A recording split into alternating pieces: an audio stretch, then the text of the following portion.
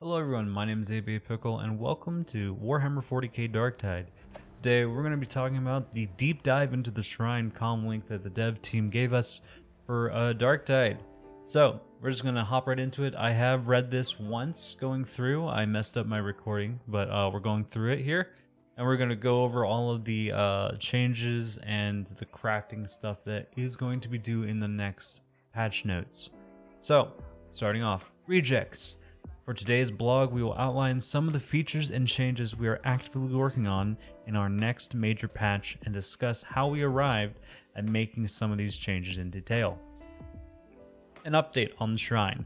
Before Darktide's launch date, we brought an update on the different features we were working on for the game's crafting systems. The functionality of these crafting features was completed in December, and internally we began playtesting how they functioned, felt, and fit within the game. This led us to identify key issues with our features surrounding blessings, Earn Blessing, Fuse and Combine Blessing, and Rebless. We were not happy with releasing these features to our players in their current implementation. We are going to explain further why we arrived at this decision. Throughout the launch period for Darktide, we began to receive feedback from players playing the game in its entirety. One of the loudest feedback points we saw was exposing issues in our acquisition methods for items. We identified that these issues for item acquisition would be further compounded by the blessing and crafting features we had implemented. It would result in a frustrating experience for the players. We decided to hold back the additional crafting functionality while we revisit our item acquisition systems to alleviate the would-be strain on the crafting system. With that choice in place, we set ourselves upon the task of reworking some of our sources for item acquisition. And we will cover these topics first and then dive into the changes we are making for the crafting moving forward. So that's some pretty good information right there, just knowing they did say, hey, the crafting would be done in December, and by the sounds of this, it was done, but when they were playtesting it, they weren't exactly happy with it, and they saw huge issues with it going forward. So they were delaying it for a reason, and now they've admitted why that is. But I think the main disconnect was the fact that they didn't communicate that earlier. If they had said that earlier, people probably would have been, upset or whatever, but at least they would have given us the information. I feel like that's where one of the weaknesses so far with the dev team has been. But anyway, moving on with this commlink. So, how will crafting from Vermintide to Darktide change?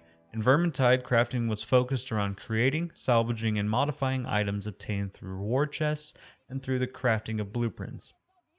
There are some similarities between the two games with the modification options, yet Darktide will carve its own path when it comes to crafting. Instead, it is centered around modifying weapons rather than weapon creation, and will have a heavier focus on acquiring exciting items of different potential from many sources in the game. Equipment in Darktide. For Darktide, we wanted to set a different direction for the items characters will choose to equip. We want each weapon and curio players find in Darktide to have a distinctive difference of potential within.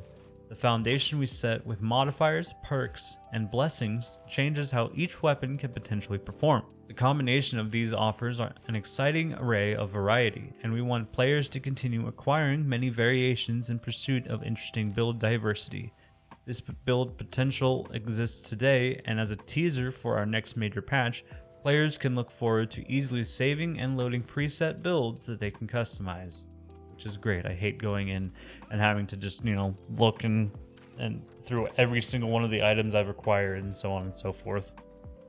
So, loadouts, love those. This direction for items having exciting hidden potential is where our sources for acquiring items in Darktide come into effect. We consider the Armory Exchange to be an expansion of the mission completion phase, where the dockets players receive allow them to choose their own reward from this store or save them for a more interesting option should they find one later. In reality, we acknowledge the feedback that players desire further agency within the Armory Exchange. We released a new feature to the Armory Exchange where players can acquire any weapon type by its mark. That has been unlocked by achieving minimum level required. This will be made available in the next patch to Darktide. So great. I no longer have to wait for, if I want to get a specific las gun or a specific melee weapon, I don't have to wait for that anymore. I can just go and get one from him, which it says non-catalog weapon requisitions. Acquire a specific mark of your choosing. The weapon will come with randomized values and may vary in quality. So this is a little screenshot they're giving us. So I'm very intrigued by this screen, and I am really looking forward to this next patch now. Acquiring weapons through this requisition system in the armory will give players a common, profane rarity weapon of a varying item rating according to the character's current level. It is worth noting that profane weapons in Darktide have the most potential of becoming powerful weapons in combination with their base modifiers and via upgrades through crafting. To accompany this new feature, we will improve the selection of items in the hourly catalog and both the base item rating and their potential. So they're going to give us a common thing, and then the base power is going to be based upon the average power that we have. Further changes to item acquisition. To accompany these changes to the Armory Exchange, we will make further changes to other sources of acquiring items within Darktide. The Emperor's Gift, which was occasionally received upon successful mission completion, will now be granted upon every mission completion without any limit by time, as was previously the case. In addition, the Emperor's Gift will be influenced by several factors: the difficulty of the chosen mission, and the conditions and side missions completed. Both factors will improve the chances of receiving an item with higher potential. Sire Malik's Requisitorium is another source of item acquisition, and we will also be implementing some changes in the next patch. We are reducing the amount of work each contract asks of players and increasing the reward players receive for completing the task. The collection of grimoires and scriptures will be collapsed into a single contract, huzzah, for completing these collectible side missions. We will also add a couple of new contracts for collecting both plasteel and diamantine, which I honestly really like that they're lowering the expectations, because I always seem to get the challenge for 25 missions completed, and by the time I decided to say, fuck it and want to refresh it, I'm already like 12 missions in. I work a full-time job. I spend time with my wife. I don't have time to play 25 missions that average between 20 and 30 minutes, sometimes 40 depending on the difficulty. So hopefully they'll also lower that one. Importantly, in addition to these changes to the contracts offered, we will be improving the quality of weapons offered by the daily catalog and through the mystery acquisitions, which is great because the mystery acquisitions right now are dog shit. I have not seen a single good weapon come out of there. But the daily catalog, though, I have actually gotten a couple good weapons from. I got a, I forget what the exact terminology is, but the gold rarity, I got a Mark 12 with Infernus on it, which made me real happy. Okay, so unlocking crafting. We're getting to the end of the patch notes here. Shortly after the winter break, we reevaluated the direction we were going in with the crafting in the future. This set us up to ensure that any changes we made now in the short term would set us up with the best possible path to and synergize with future features and content. A significant part of this work was confirming the direction for weapon blessings and where they will fit in the future. While we are excited about the direction we choose to take blessings, we will save that discussion for another time. Having the future direction affirmed, we could make the necessary decisions and changes required to release the final parts of the crafting system. The first major change from the previous crafting implementation we discussed is that we will not be implementing the fuse/combined blessing functionality. Instead, earning a blessing will permanently unlock the ability to re-bless with that blessing at any time. We made the decision as it complements where we will take blessings in the future, and it greatly alleviates the number of items that one would need to acquire. Not only the ability to re-bless, but also what you can re-bless with. As stated in the previous section about equipment, we expect players to switch and try out new weapons as they discover different and exciting potential combinations and builds.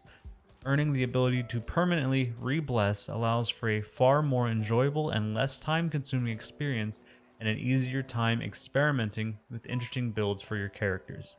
In combination with this, we are also improving the other aspects of crafting.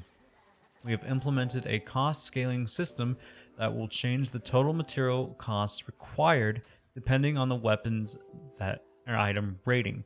For all actions at the Shrine of the Omnissiah. Let's recap all the available crafting features, including what will be present in the next patch. Consecrate upgrades the rarity of weapons and curios. Upgrading Profane and Redeemed will cost Plasteel, and after that, Plasteel and Diamantine are required. Refine perk. Refine a single perk on an item to roll for a new perk selected at random by Harden.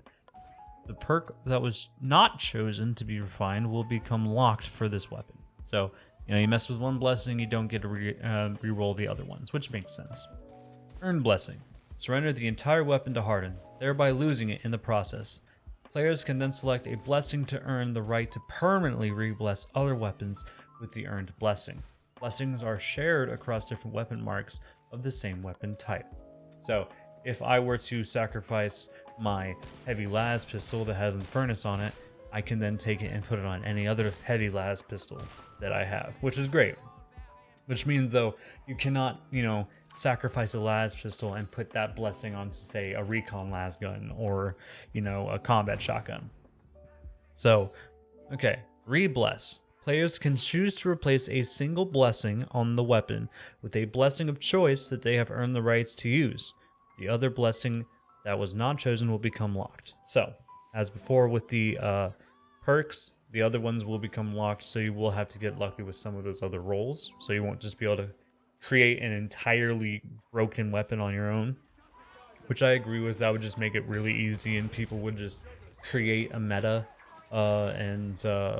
like a specific meta where you would only use one style, and it just would get really boring really fast. So, Patch 4, Blessing of the Omnissiah. As mentioned previously, the next patch of Darktide will include these changes to the crafting system and item acquisition. We will continue to monitor feedback once it is in your hands, and we will continue to make adjustments and changes if necessary. There are a number of additional new features, changes, and improvements to come in the next patch, which we'll be discussing in our next community commlink. We greatly appreciate both the passion and feedback we have received so far on Darktide, as we continue to work on addressing many of these areas brought up by our community. We will continue to welcome the ongoing discussion to further shape and evolve the game for many years to come. Thank you all for reading, and we will see you again in the next commlink Darktide team. So, these are all just a bunch of really great changes, and I want to know what you guys think down in the comments below. Do you think these changes are nice? Would you rather have it so you can just completely customize your own weapon? Do you like the direction they're going in? Are you excited for the new crafting things we're going to be getting over the next week? Do you think they should change the amount that Diamantine drops or how much it costs? Because honestly, I think you should. I've only been able to upgrade like 3 weapons up to Transcendent the entire time I've been playing. So let me know what your thoughts and opinions are down in the comments below. Anyway, my name is ABA Pickle. If you enjoyed this video, give it a like, and if you want to see more, hit that good old subscribe button. It's always helpful, never required. So I'll see you guys in the next one. Bye.